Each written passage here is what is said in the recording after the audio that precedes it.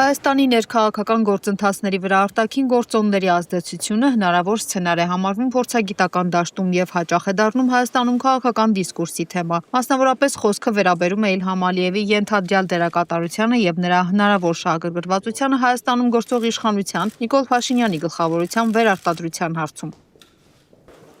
Հրապարակի հոդվածում շրջանառվող վարկածները սկսած սահմանային լարվածության հնարավոր սադրանքներից մինչև ավելի փափուկ ազդեցության գործիքների կիրառումը արտացոլում են հանրային այն մտահոգությունները, որոնք ձևավորվել են վերջին տարիներին հայ-ադրբեջանական հարաբերությունների եւ ներքաղաքական զարգացումների ֆոնին։ Միևնույն ժամանակ նման պնդումները պահանջում են առանձնահատուկ զգուշավոր մոտեցում, քանի որ դրանք հիմնված են ոչ թե հաստատված փաստերի, այլ վերլուծական ենթադրությունների վրա եւ կարող են ազդել հանրային ընկալումների ձևավորման վրա։ Հրապարակ թերթը գրում է. Մինչ հայ հանրությունը գուշակում է, թե Իլհամ Ալիևն ընտրությունների շեմին ինչով եւ ինչպես է աջակցելու իր ընկեր Նիկոլ Փաշինյանին եւ կանխատեսումների անում, որ գուցե Ադրբեջանը սահմանային մի միջադեպ սարքի, որ ԿՊ պատերազմով սարսափեցնի հայ ընտրողներին ու քվեկորզի, պարզվում է Ալիևն ավելի լավ լուծում է գտել։ Մեր տեղեկություններով Ալիևն ուզում է մինչև ընտրությունները գերիների երկու խմբի վերադարձնել Հայաստանին։ Մի խմբում կլինեն 8 հոգի, մյուսում 3, բացառությամբ Արցախի ռազմաքաղաքական ղեկավարության 19 գերիներից 11-ը, որոնց մեծ մասը 2020 թվականից ի վեր Բաքվի բանտում տառապում էր, կվերադառնա հայրենիք։ Անշուշտ մեծ ցնծություն կտիրի Հայաստանում, եւ Ալիևը հույս ունի, որ այս քայլով անխուսափելի կդարձնի սիրելի գործընկերոջ Նիկոլ Փաշինյանի վերընտրությունը։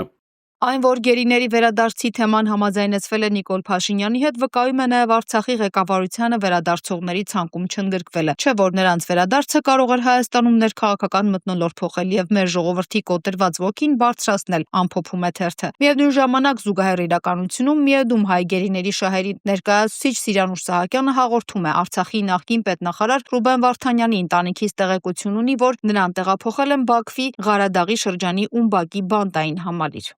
Մեր տեղեկություններով այս հաստատություն են տեղափոխել նաև հայ այլ գերիների, ոչինչ հայտնի չէ նոր հաստատությունում նրա եւ մյուս գերիների պահման պայմանների մասին։ Այս հարցում եւս թափանցիկություն չկա, միջազգային իրավունքի նորմերով սահմանված երաշխիքները խախտվում են։ Մասնավորապես նախապես ընտանիքի անդամներին չեն հայտնել, թե որտեղ երբ են տեղափոխել ու ռեժիմի զանգերի մասով ինչ փոփոխություններ են լինելու։ Չկա հավաստի տեղեկատվություն նրանց առողջության, բժշկական օգնության հասանելիության, տարրական կենսապայմանների մասին։ Այս պահին ընտանիքի անդամների հետ հեռախոսազանգերը պահվում են, որոշ տեղեկություններ այդ մասնավոր զանգերի ընթացքում փոխանցվում են, սակայն անմիջական դիտարկման, վիճակի մոնիտորինգի միջոցով տեղեկություններ հավաքագրող եւ ամրագրող որևէ կառույց գոյություն չունի, ու սա ստեղծում է տեղեկատվական վակուում։ Այս ֆոնին Բաքվի Էլմլեր ակադեմիայի մետրոյի կայարանի մոտ տեղադրված գովազդային վահանակը պարունակում է ադրբեջաներեն մեջբերում Հայաստանի վարչապետից։ Խաղաղության կամուրջ նախաձեռնության շրջանակում Հայաստան եկած ադրբեջանական փորձագիտական խմբի համակարգող Հարավային Կովկասի հետազոտական կենտրոնի տնօրեն Ֆարհադ Մամեդովը իր ֆեյսբուքում տեսանյութ է հրապարակել։ Քայլում ես Բաքվում, կանգնած սպասում ես լուսացույցին, որ անցնես փողոցը եւ հանկարծ գովազդային էկրանից քեզ է նայում Հայաստանի վարչապետը, հայտարարելով, որ պատրաստվում է ընդլայնել հարաբերությունները Ադրբեջանի եւ Թուրքիայի հետ։ Հայ-ադրբեջանական եւ հայ-թուրքական հարաբերությունների կարգավորման ստագնացիայի մասին է գրել միջազգայնագետ Սուրեն Սարգսյանը։ Ըստ նրա դա վկայում են թե Հայաստանի կողմից հնչող հայտարարությունները, թե ընդհանուր գործընթացները։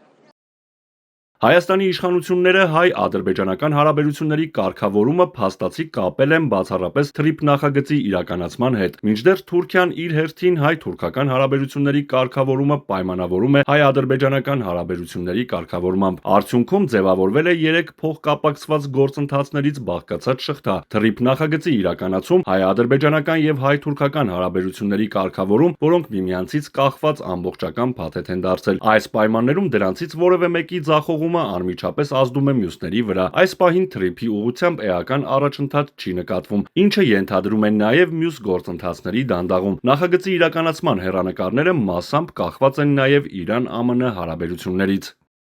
Ինչ վերաբերում է Ադրբեջանին, եթե թրիփը տարբեր պատճառներով չիրականացվի, Բաքուն բնականաբար գալու է իր Զանգեզուրի միջանցքի ետևից։ Անկախ նրանից այն կկոչվի թրիփ, թե Զանգեզուրի միջանցք, դրա ռազմավարական նպատակը կմնա նույնը, սակայն մոդերատոր այլ կլինի, ամփոփում է Սարգսյանը։ Ֆրիդա Ղազարյան, Արտեմ Պետրոսյան, TB News։